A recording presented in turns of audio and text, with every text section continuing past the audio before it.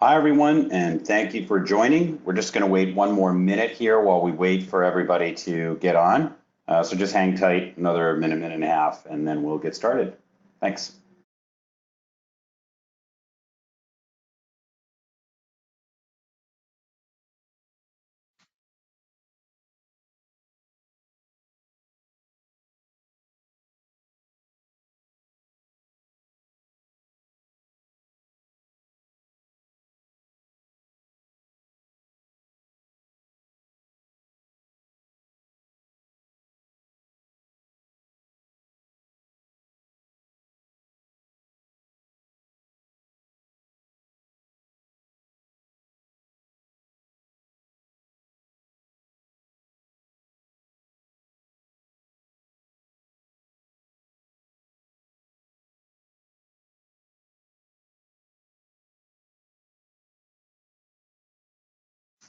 All right, we're going to get going here. Thanks, everybody, for joining. Today's agenda, we'll be doing some introductions here in a second, and then I'm going to give a high-level overview of what bacon is and the value. And then Dave's going to give a demo of the actual product. We'll probably spend the largest amount of time on that since that's what you're here to see, and that's probably the most interesting part. But we're also going to be talking a little bit about some features that are coming, including our pending release here, which is 4.2. Some great stuff in there. And then we'll wrap it up. So to get us going here, let's do some introductions and a little house cleaning, and then we'll move along. My name is John Marcato. I'm the founder, one of the two founders and the CTO of Bacon. And with me today is Dave Adekoya, who is our senior engineer and just stupendous presenter. And so really glad you're here with me today. Dave, thanks for joining. All right. You bet. Let's just do the house cleaning stuff too and get that out of the way. We will be doing a survey at the end, and we really hope that you can stay till the end and get it so that we can give you a super awesome bacon t-shirt. It doesn't take very long, but it is hugely valuable to us. The information that you provide makes all of our webinars much better. If you haven't used the GoToMeeting platform there, it'll just pop up when I end the webinar, so you don't have to do much there. Just a couple other things. We will have a couple of polls in the middle, and you'll see there's a little poll section there, but they'll just pop up too. And also, there is also a question section, and we certainly urge you to ask questions. We've got people standing by to answer those, and I really want to make sure we can answer those in the background, even though it's not an interactive session necessarily. So with that, let's move on and just mention Bacon Bits, which are our YouTube channel videos. So you can go search Bacon Unlimited on there, and you'll see our 100+ videos they can use for training, and also filling in some questions about maybe areas of the product you want to go deeper on. But also, we are available for one-on-one demos. Also, if you really are feeling like this might fit for you, and you want to have someone go through it and answer all of your detailed questions, we're very happy to do that. And if that goes well, we can certainly do a POC as well. So that's most of the housekeeping there. I think with that, Dave, we can kind of break into giving an overview of what bacon is and what the value is, and then I'll hand it over to you to show off the product a little bit. So what is bacon? Well, bacon is a product we started making 5 years ago, a little bit over that, and we made it because in my other company, we weren't having a lot of success with the tools that were on the market. I've been doing this for about 24 years, and so I'm a lifelong sysadmin, and I really needed to have tools that could work in all of the interesting customers that I have and had at the time. So we started looking into building something much more modern, and as it turned out, there was a great area to build on. So essentially what Bacon is an endpoint management solution that is security first and cross-platform, so Windows, Mac, and Linux. It does have MDM also now for Apple, and in the future it will have Android, but that's probably at least a year away. It it's a really intuitive tool. So the UX was thought out. It's not, a bunch of front end tools sort of taped together or anything. It's very contiguous, and everything looks the same on every page from a logic point of view. So one of the big goals was that you could learn how to use 80% of it the first day you get it. And I think that's really, really true. We get that feedback a lot. And what does it do? Well, it allows you to do things like patching on all those platforms I mentioned, custom scripting, installing software in a really easy way, even if the software is not so easy. So sure, it can install something like Firefox, but you could also install a 9-file, complicated architectural drawing app. And the reason I say that is we have a customer who does exactly that. They've been using it for 3 years, and the 27 gigabytes of files that need to get pushed out and set up and configured all happens automatically with Bacon. We also have a feature called Profiles, which allows you to control and monitor any setting on any of these machines. So for those who do Windows, think group policies, registry settings, WMI settings, things like that. All of that can be controlled and watched for compliance. So a lot of people do use the tool for security because it's a really effective way to control all of those little items that you need to pass, say NIST certification, or if you're HIPAA compliant, you need to control things like the encryption on machines and escrow the encryption keys up to your central management system. In this case, Bacon, you can do all of those kinds of things. That profile system can do so many things, it's almost hard to describe. It's very flexible. And then we have a lot of visibility features. So not just remote control, which we do have built right in. So you find something doesn't go right in a log, you can click right on the machine, connect right to its CLI or its disk system or to its screen, and control what you need to do a little surgery on a particular system. So all of those things are in here, plus full monitoring and alerting, like I said, not just of those profiles, but of all the health elements of the system too. So that's the main idea of what it is and the value of that. Dave, you want to switch to the next slide? We'll just talk a little bit briefly about the value. So the value is one system to manage all different kinds of machines. The other thing is that it works from anywhere. So, your machines, people working from home, from different offices, on the road, we can securely control and manage those machines no matter where they are.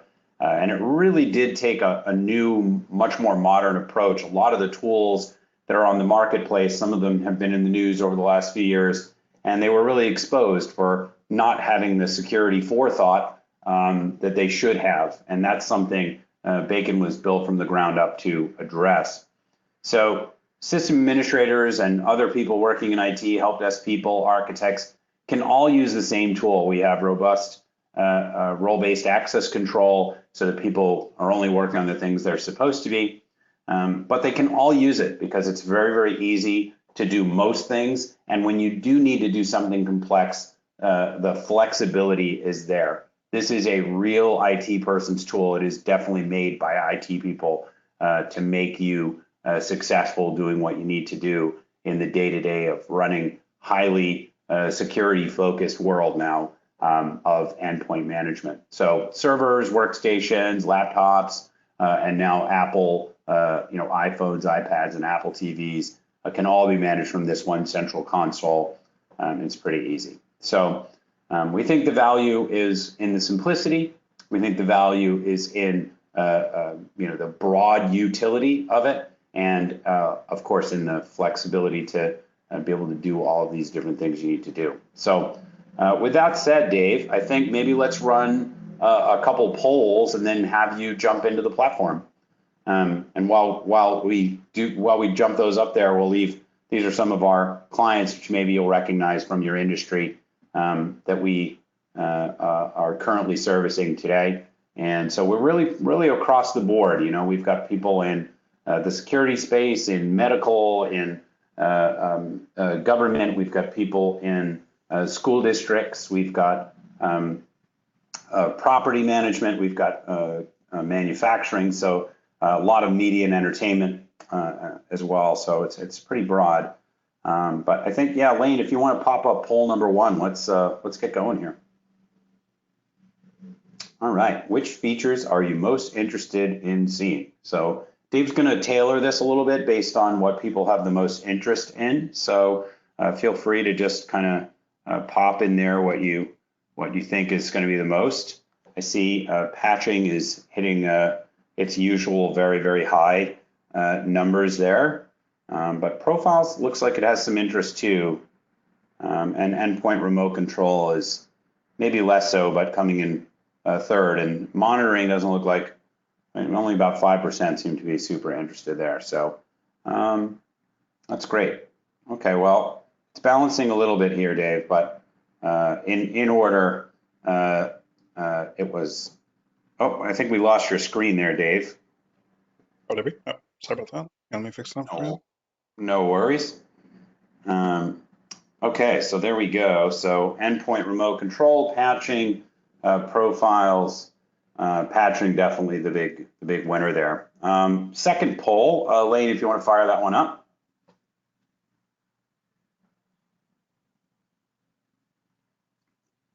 All right. Which of the following describes your top business challenges? Check all that apply.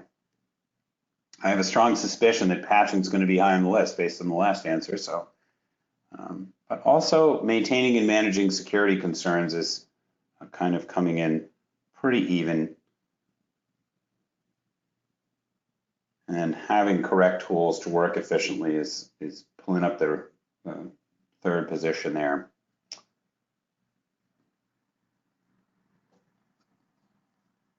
Keeping up to date on ways to keep the business competitive. Yeah, I don't think IT people always think about that one as much, but I certainly think that doing all of these other things can help in that area. And this should just be about timing out here in a second. Yep, and there it is. So patching at the top of the list and security, Dave, I think also make sure we keep a focus on that as you go through the demo. And with that, Dave, if you're ready, I'll hand it over to you and you can take us through the product so everybody can get a good look at what we're working with here. Absolutely. Give me 1 second, I'll get the screen back up. All right.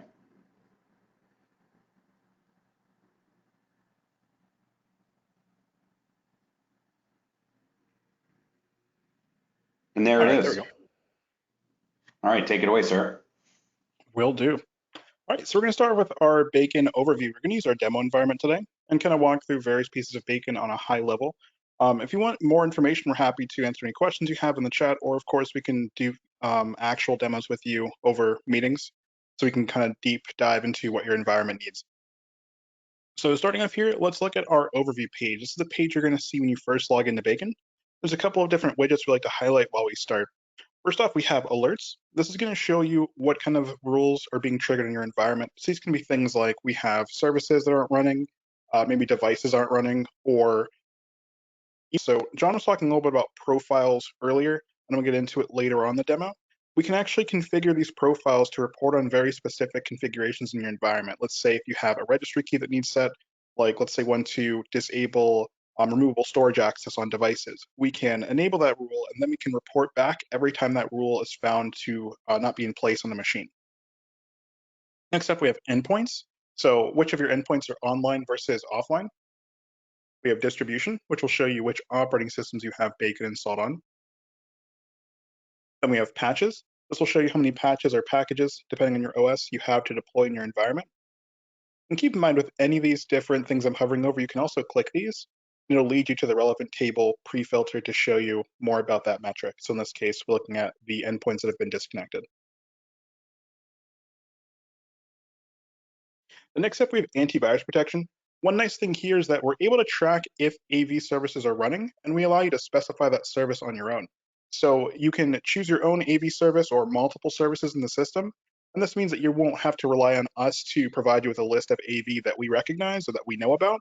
You can actually go through and mark any of the ones you need on one machine, then it'll apply product-wide and build this metric for us. And then lastly, another security-focused one, we have encrypted hard drives. This is going to show you which of your drives are encrypted. In our lab, we have none encrypted, but for Windows, this would support BitLocker. Mac OS would support File Vault, and then Linux supports many different kinds, for instance, Lux encryption. Those will all trigger and then show those drives as part of this metric here. All right, next up, we're going to cover monitoring. It didn't get a ton of love in the poll, so we'll kind of go quickly. So this is our rules table.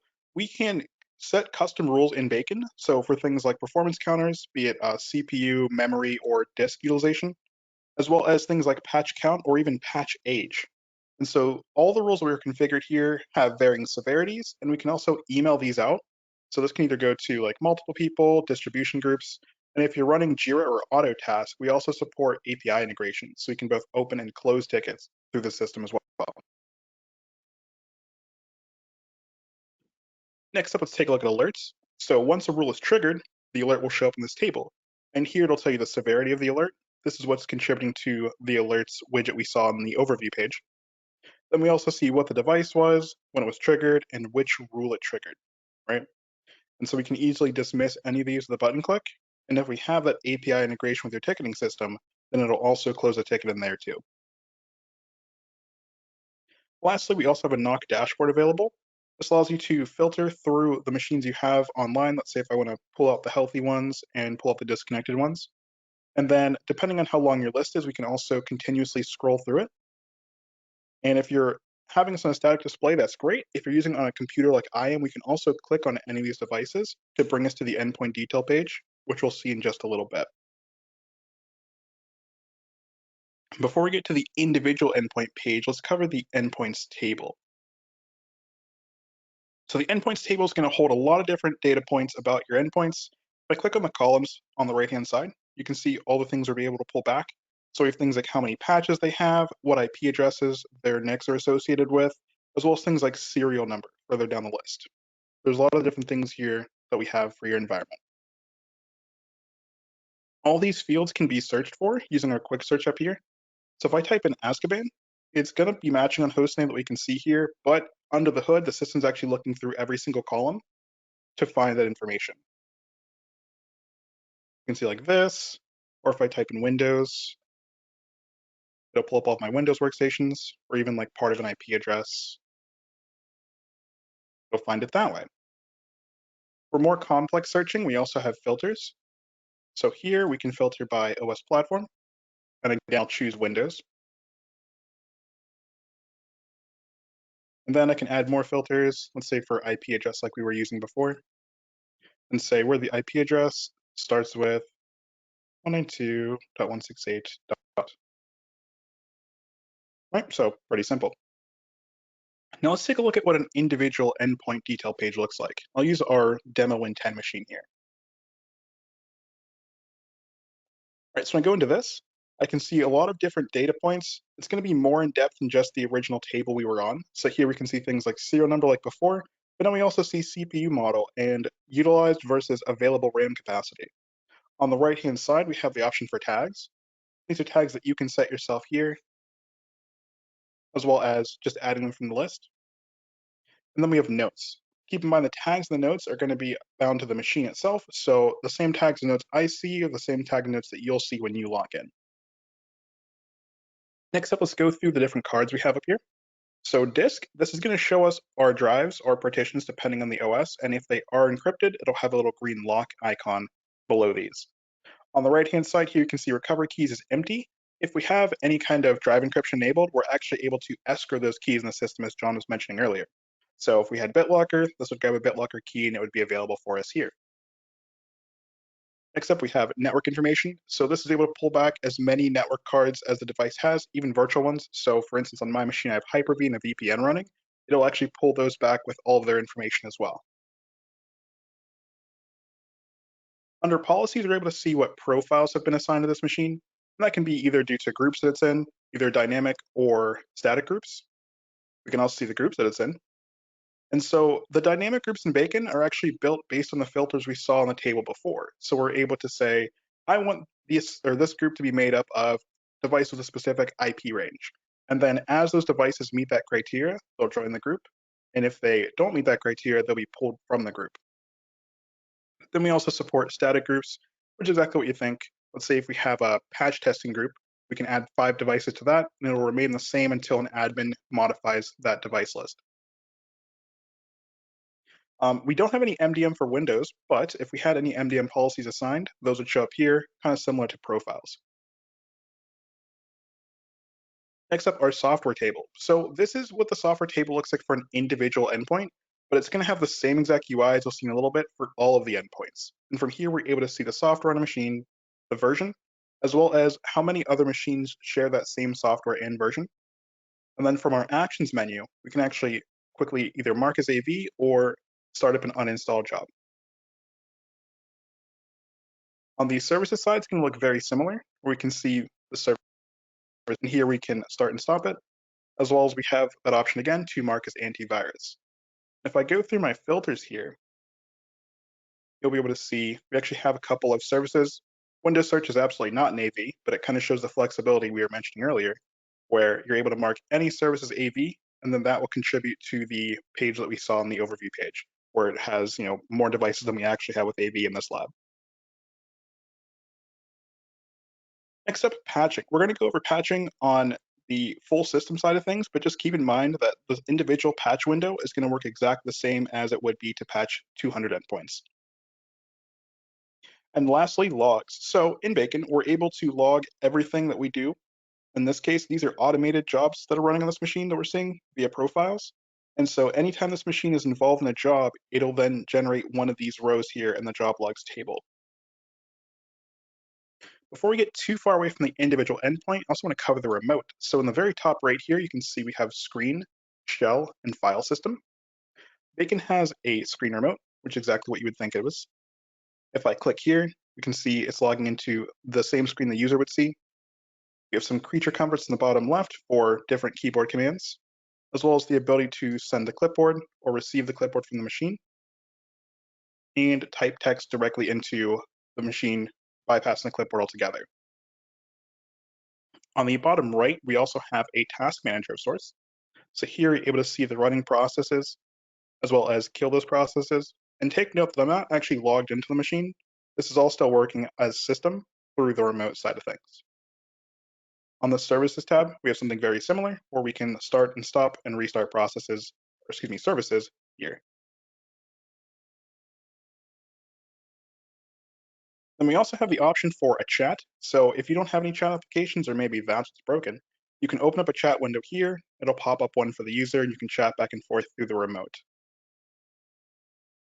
And lastly, on the screen side of things, we also have adjustments for low bandwidth scenarios. So we can use this quality slider to adjust how much bandwidth we're using. Also the frame rate slider for something very similar. And then we have some comforts for the admin side where you can adjust the orientation of the screen local to you and the scaling of the screen as well.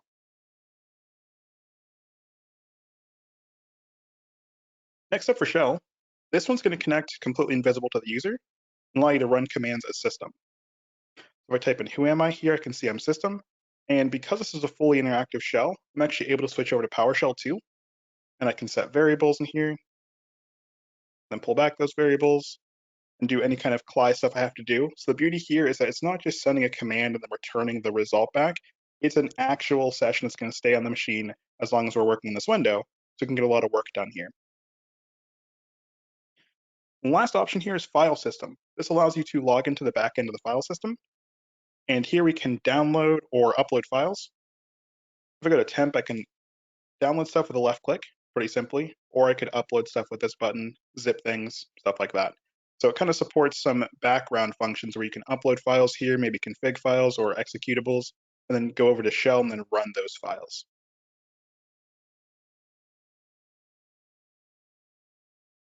Alrighty, we already covered groups, but just so you can kind of see it, this is our group UI.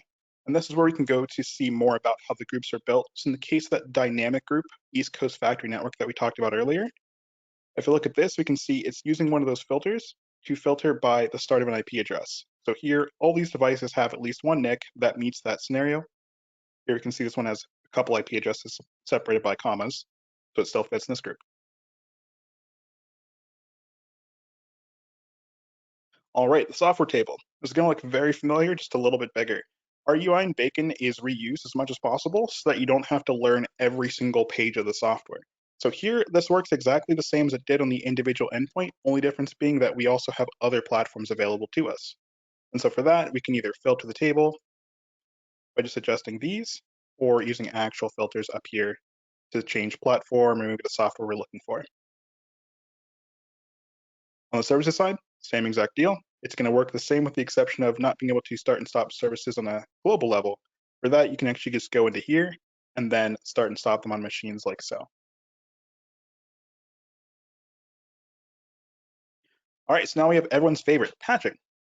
For this demo, I typically am going to filter this table for Windows, but keep in mind the same kind of steps we're taking for patching these machines can be used for Linux and for Mac OS. All the UIs are the same, just the patch name will differ.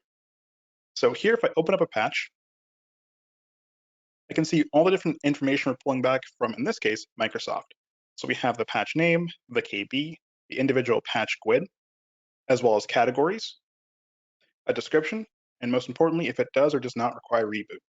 And then any machines that need this patch will be listed here in the table, or if they're MDM devices, they'll be listed here in this table. So let's go over how we install patches in Bacon.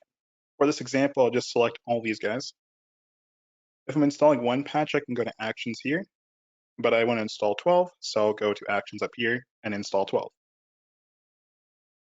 So the very first table we're going to see is the patches that we selected, with the most important column, does it or does it not require a reboot over here.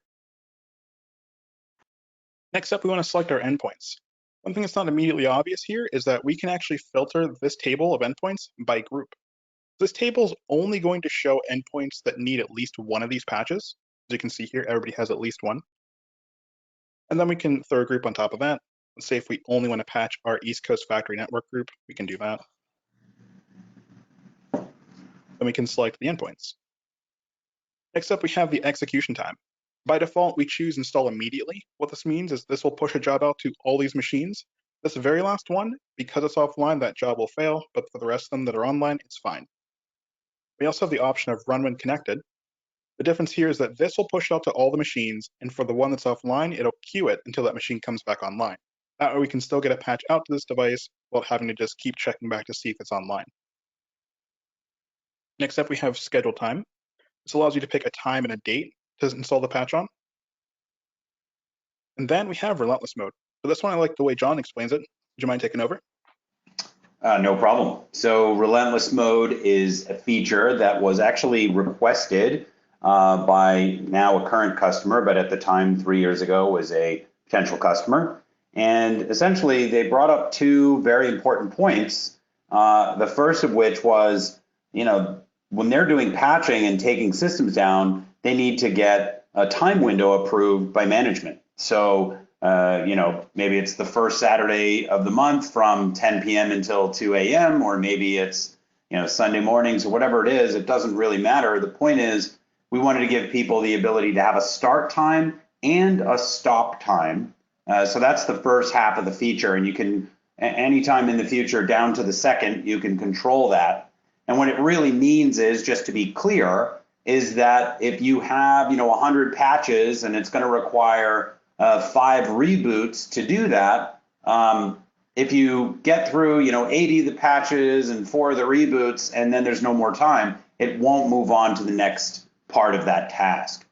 The other part, and sort of implied by what I just said about reboots, is that relentless mode is relentless. It will continue the job across reboots. One tool that I had in the past drove me kind of nuts because you could only run as many patches as would get to the first reboot, and it wouldn't continue on after that. So that was something that I was very happy to fix, because it's much, much better to be able to keep your weekends by setting the patch job to patch and reboot and do everything it has to do without any manual intervention until it's absolutely complete. So relentless mode is a combination of those two features in one. And we found it's really, really good with things like servers, where you have a whole bunch of patches sometimes backed up, and you just want to kind of grind through a whole bunch of things at once. It is smart enough to know only to ever do the right patches on the right machines. And Bacon makes it very easy to just choose all the patches you want, all the machines you want, and everything ends up in the right place. We do work very closely with the SDK packages from each of the different OS manufacturers, so not just Windows, but also with Apple and 8 different Linux distributions to make sure that we are sort of getting all of the key data about everything related to the patch, and that part of that is that reboot cycle and the proper ordering and all of those things. So all of that happens kind of in the background. You don't have to worry about it too much, but to be able to set that for 11 o'clock at night or something and go to sleep or go out and have fun or whatever it is you want to do on the weekend, you can just check in on the morning. And also our monitors will also pick up anything that doesn't come back up right. So if your SQL server comes up and the service isn't running or something like that, at least you'll get woken up and alerted and you can go fix it before you get outside your window. But hopefully, and in most cases, you won't get awoken at all and everything will just work as planned. So that's Relentless Mode in a nutshell. I hope that was what you're looking for, Dave. Yeah, that was excellent. Thank you. You bet. Alrighty, so moving on from patching, let's look at the repository. So here we have a files and bundles repository. What this means is we can upload individual files and then push those out to machines with the option of also executing it.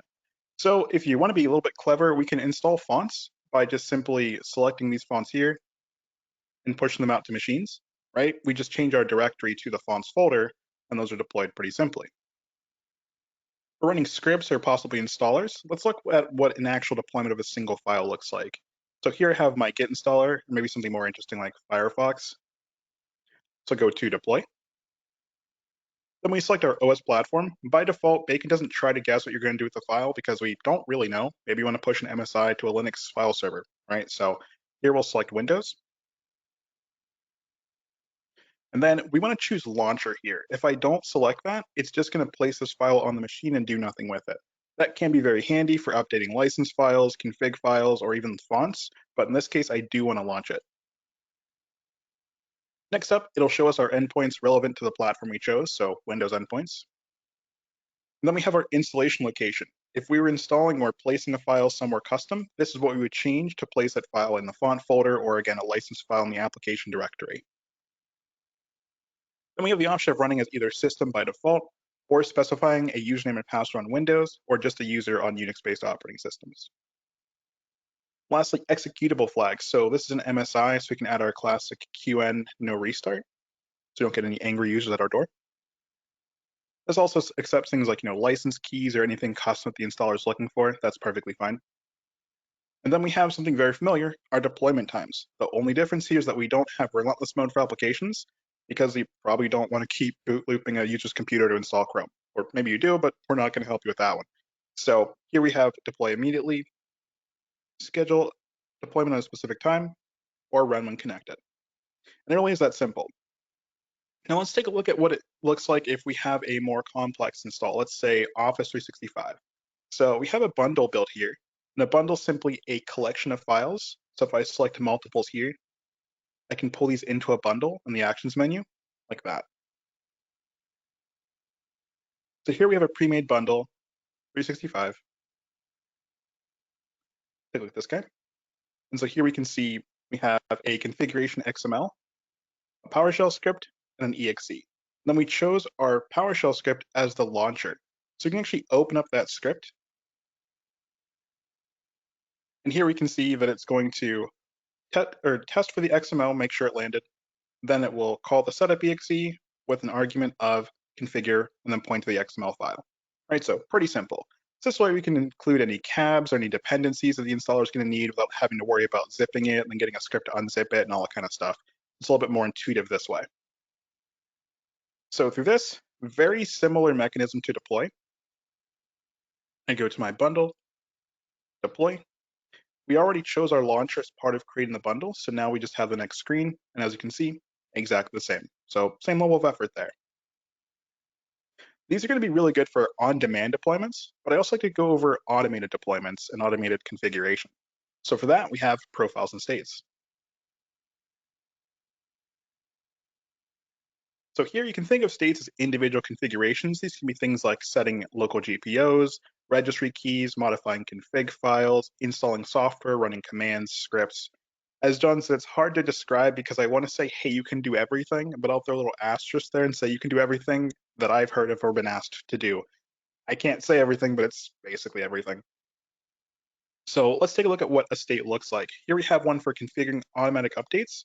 This was pulled from our GitHub repository where we've uploaded all the LGPOs from Windows just to kind of make it a little bit faster to create this. So skipping past the comments, we can see we're able to configure automatic update group policy in Windows. And here it's going to install every Saturday at noon.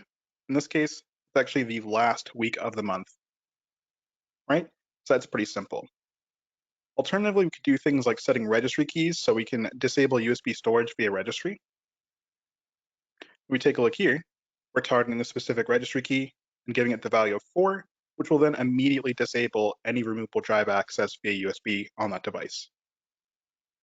So once you've made your states, you're able to put those into profiles, and this is what we'll push out to individual groups. So we can have a state as a member of multiple profiles. Let's say if you have one profile for like per department, you might have a Firefox state that's used in every single department profile. Or if you just have profiles for specific purposes like installing software and all of its prerequisites, you can do that too. So we have a couple here. Then these will get deployed to groups.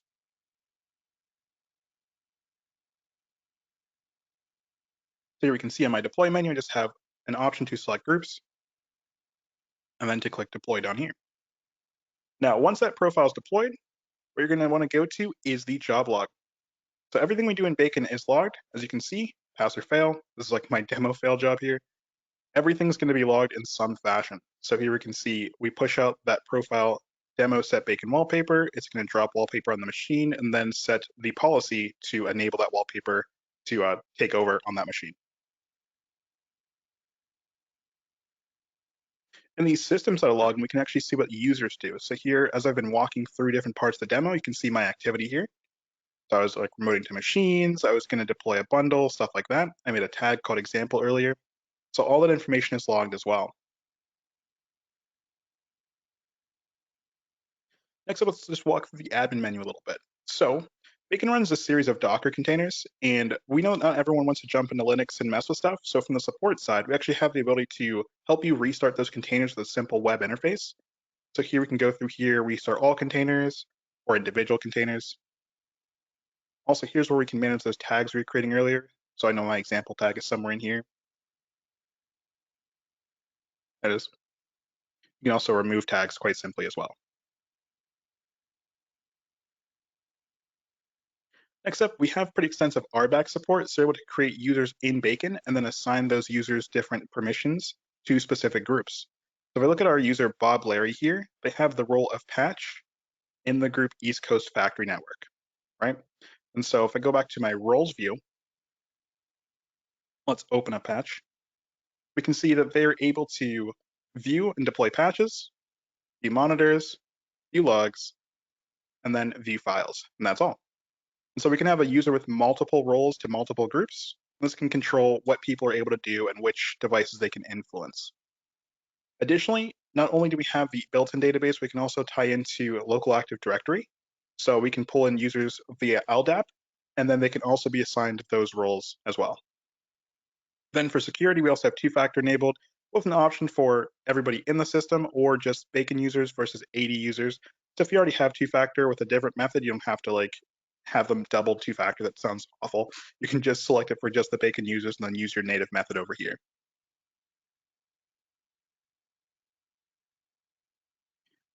Alrighty, and from there, we also have our help documentation built into the product. So here we're able to see what our documentation looks like. It's got a couple tables, pictures of how to use the software. This is going to be relevant to your specific version, which is nice. Then on the support side of things, we're actually able to open up these links here so we can see our Discord server where we can go for just quick chats or any quick questions. We also have a YouTube channel with Bacon Bits. So you'll see this webinar posted there as well as small bite-sized bits of content on how to do different things in Bacon or how to build stuff. And then of course our standard support channels via email or portal and our GitHub repository that I mentioned earlier. And on the right-hand side, if you prefer, you can also use this to generate a ticket from the system internally. So that's mainly the demo walkthrough, John. That's great, Dave. I think that hopefully will give everybody a really good picture of what we're doing. I think there's always little bits and other things we could be showing you. There's lots of sub items and tools, but if it looks like something that's good for you, definitely hit us up and we can do a one-on-one demo, or check out our Bacon Bits, as I mentioned before, online. So I'm not sure if anybody, looking us up caught any of the testimonials, but Dave, you wanted to show everybody where they can find testimonials. Maybe we'll open one up, like System Source maybe is probably a good one. Yeah, for sure. And System Source is a company that agreed, like all of our testimonials, to do an interview, and then we wrote up everything that they said and just put it in a nice clean format here, and then had them approve it. So we did want to make sure that, of course, any of our testimonials were only 100% of what our clients say, so that you can get a real picture of what the experience is. But I think in their particular case, they have to follow NIST 800-171, and the big thing that they really had to focus on was the fact that their biggest customer is the government. So even though they only make furniture, they had to do this massive security overhaul. And one of the biggest challenges they had was managing systems. They have a lot of people that work not only across multiple offices, but at home, plus a lot of servers. And they estimated here that they save at least 40 hours a week across a 3-person team, managing, some 500 machines or something like that, since they got Bacon. And that was even considering the great increase that of energy they had to put into getting the NIST compliance. So if that's kind of stuff that you might benefit from, I think, check out the testimonials online. Those can be really helpful. Other than that, Dave, I think maybe we'll just talk a little bit about new features and maybe show off a little about what's coming here in 4.2, and I can brief a little bit about 4.5 as well. So if you've got a version of 4.2 up there, maybe you can run through what's new and exciting in there. Sure can. So in 4.2, there's a couple changes we've made. One of the ones you're actually looking at now, or actually two of them. The first one is that we've included build version on the endpoints table. This allows you to filter this by numerical operators, greater than or less than a specific build. Versus in this side, the OS version returned by all the operating systems had strings in it, so it's a little bit more difficult. Additionally, we've changed how our tables work. Rather than having the page layout that we were seeing on the previous version of Bacon, we've now moved to an infinitely scrolling table, which is a little bit more modern and helps for larger environments to see all the endpoints available. Additionally, in this build, we also have changes to patching, which I've already opened up here. So previously in the screen, we only had one window for patching, just showing the available patches in the environment. But now we also have history and compliance. So we're able to actually pull back all the patching details from these devices individually. That's things like what patch it was, when it was available, when it was actually installed, and how long it actually took to install, if it has been. In this case, it has not. So maybe, you had new patches, but it took weeks to install. We can report back in all that information here for all the endpoints. And of course, keep in mind the tables we're looking at in Bacon can be exported, which makes grabbing those data and putting into Excel for other kind of reports very simple. The next addition to the patching table is the compliance table. This one I actually like just because I always love colored things and little graphs and stuff. So this gives you a very easy indicator of how well your environment has been patched up. So here I can see 100%. I feel like anything above 90 still probably in a safe range. And so we can see how many patches are applicable versus installed, how many are not installed, how many are hidden, and then if this device requires a reboot due to either patches or installations. Right, so this is a very quick window for management to kind of see how patching is going. Now, one of the things we're not really going to see here is changes to the support ticket side of things. There's nothing I can really show you there, but in the newer versions of Bacon, it will actually provide us with some server logs to help support triage ratio a little bit faster, which will be nice. What we can show you, again, on the support side is we've included now a graph on the underlying system job queue. So if you have any kind of like spikes in your environment, maybe a site goes down and comes back up and it causes a lot of traffic or things to kind of gum up in the works, we can visually identify that here. Then we also have options for clearing those queues out manually. So this will be a lot faster if support just says, hey, clear your job queue. It'll solve it. We recognize what this graph looks like versus like having to jump into Zoom or exchange a bunch of emails and stuff like that. It's very rare though that you need to use these, but it's great to have them when you do. I should mention that. So I think in the last 3 or 4 months, this happened like one time that we needed to clear the queue for somebody, but we just want to give more and more visibility and controls into the system so that people are, really, really enabled to do what they need to do. So sorry, I just had to butt in there, Dave. No, it's fair. I mean, it makes perfect sense. I'm a DIY kind of person, so if I can fix it myself, I just want to fix it. I want to send email. So this kind of speaks to me specifically. All right. So those are the changes for 4.2. How about we look at the ones for 4.5? Yeah, sure. There's the 4.5 is still a couple of months away. 4.2 is about to be released. So some of what we're going to show here is in just its beginning formats. But the big key thing that we're working on for 4.5 is what we call proactive third-party patching. Essentially, think of it as we're watching the repos of about 250 common applications and additional custom applications that you need that we don't cover can be added very, very easily.